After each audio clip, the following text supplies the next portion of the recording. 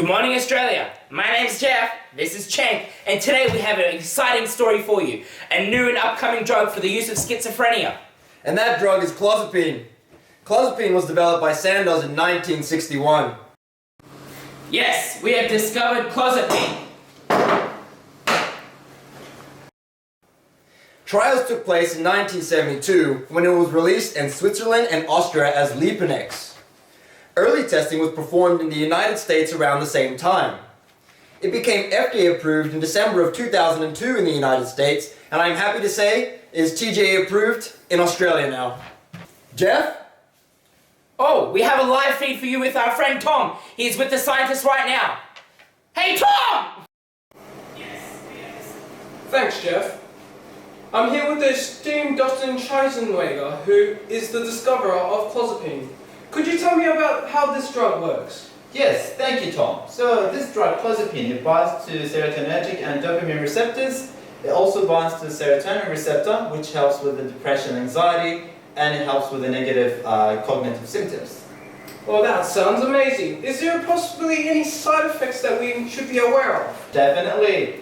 Clozapine has numerous side effects, including granulocytosis, bowel infarction, seizures, and has been associated with myocarditis and diabetes.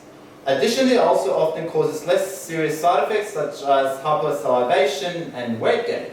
Wow, that sounds terrible. Back to you, Jeff. Jeff! Well, thanks for that, Tom. And now to our news reporter, John.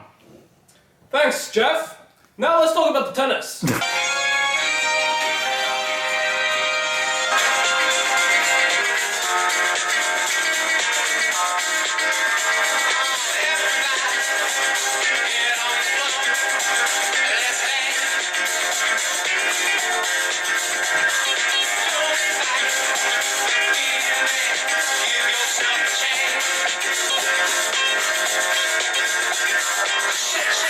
Thank you everyone for coming to this clinic today. My name is Dr. Andrew and I will be helping you today and addressing your problems. Now, would you like to introduce yourself one at a time, starting with you? Hi, I am Sam. I am from my background, China. I've been taking the Clozapine 6 months now. It worked very well. I used to do smoking a lot. I stopped 1 month ago and suddenly can see, I stand up, feel very dizzy, and then I, see lots of things, like hallucinate, Hi, I'm Kevin. I'm from Australia.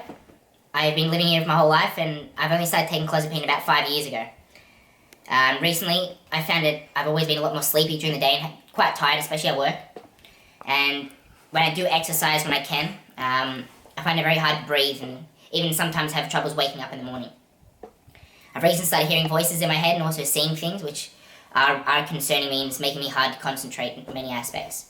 I also have a lot of saliva in my mouth continuously, which is just annoying me. It's not the best. Thank you for sharing, Kevin. Hello, my friend. My name is Abdullah Mahmoudi Dukrani Al-Nahyani. I'm from Saudi Arabia and Egypt. Me take Clozapine for 1.5 years. Not very happy with this drug. Look at me, I'm fat now, put a lot of weight. I get a lot of fevers and sore throat and oral thrush. Do you want to see? Oral thrush. Not very good. Thank you for sharing, Abdul Hassaim Nombo. Thank you all for introducing yourselves. My name is Dr. Andrew and I'm a genetic expert. I will be going through each of your personal symptoms and explaining to you why these are occurring. It seems to me, Sam, that it is quite possible you have a genetic variation in your CYP1A2 gene. Clozapine is mainly metabolized by CYP1A2. As you mentioned, you've been experiencing these problems after you have quit smoking over the past month. Smoking does induce the CYP1A2 enzyme.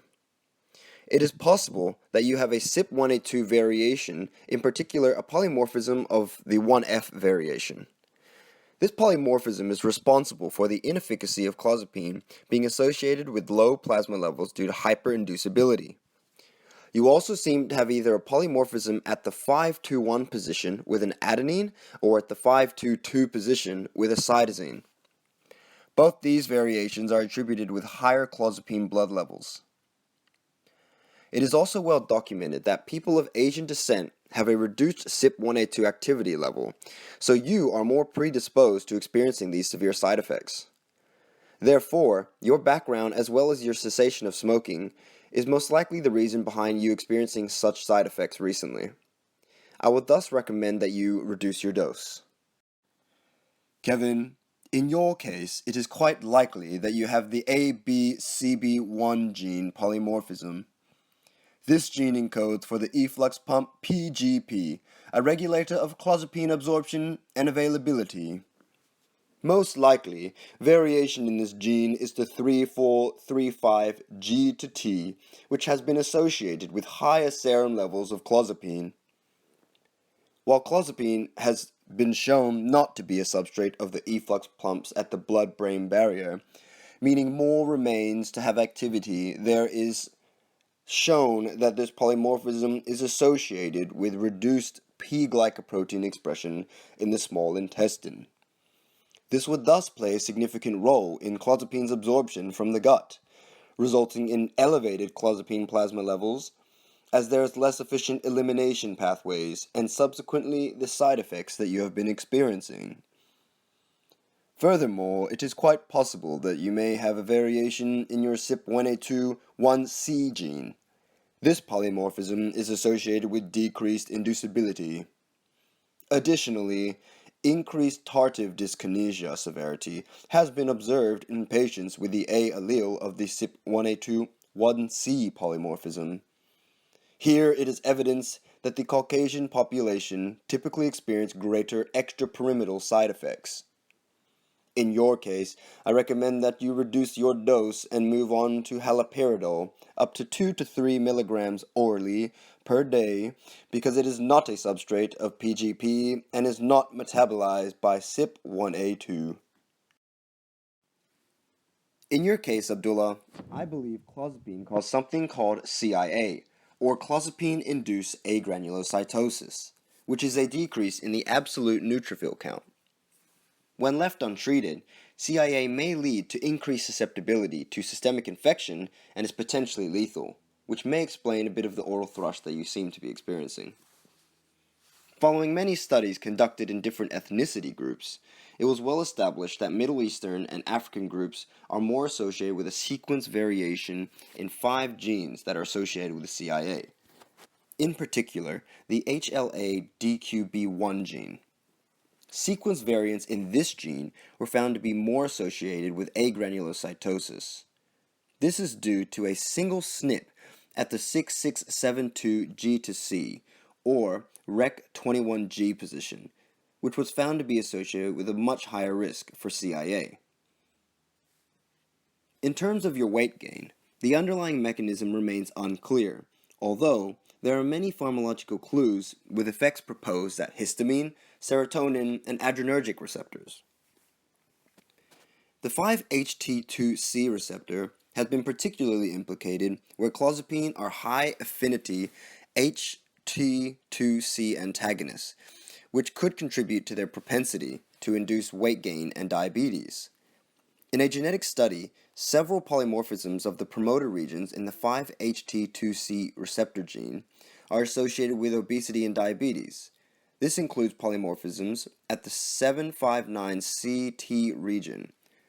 So Middle Eastern and Africans are found to be less carriers of the 759T allele, which leads to weight gain in these populations at a higher risk. Now, for quiet time with Stephen.